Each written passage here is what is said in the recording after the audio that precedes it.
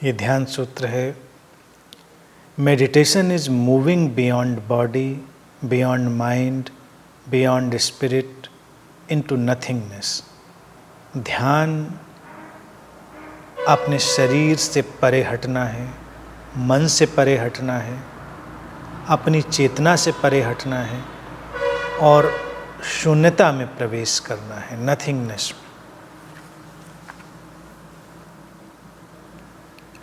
शून्यता में प्रवेश करना है अर्थात स्रोत में प्रवेश करना है। मूविंग बियॉन्ड यानी कि परे हटने की जो बात है उसको भी अच्छे से समझेंगे। उसमें शरीर के प्रति कोई इनकार नहीं है, कोई तिरस्कार नहीं है, बल्कि शरीर का स्वीकार है। जब हम स्वीकार करते हैं, शरीर के प्रति सहज होते हैं तो उससे परे हटते हैं। शरीर का विरोध करके कोई परे नहीं हटता। तो शरीर जैसा है उसको पूरी तरह स्वीकारें, उसकी सहजता में रहें। और फिर मन से भी लड़ाई नहीं लड़नी है। अगर मन से आप लड़ाई लड़ने लगेंगे तो उलझ के रह जाएंगे।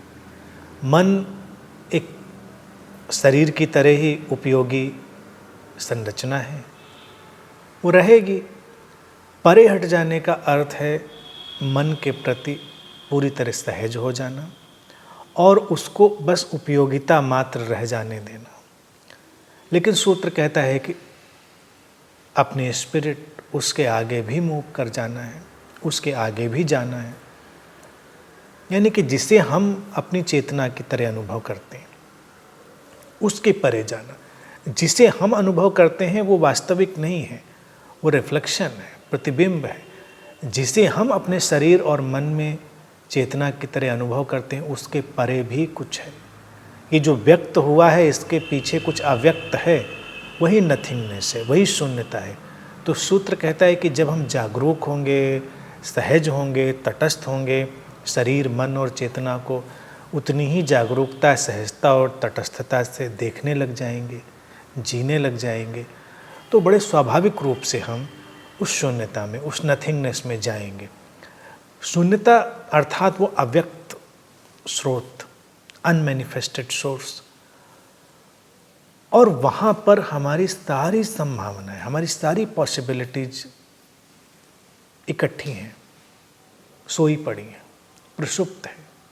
वहीं से निकलकर वो सब बाहर फैलती हैं। तो जितना ज़्यादा कोई शून्यता में जाएगा उतना ही ज़्यादा वो उस भराव का अनुभव करेगा, उस फुलफिलमेंट का अनुभव करेगा।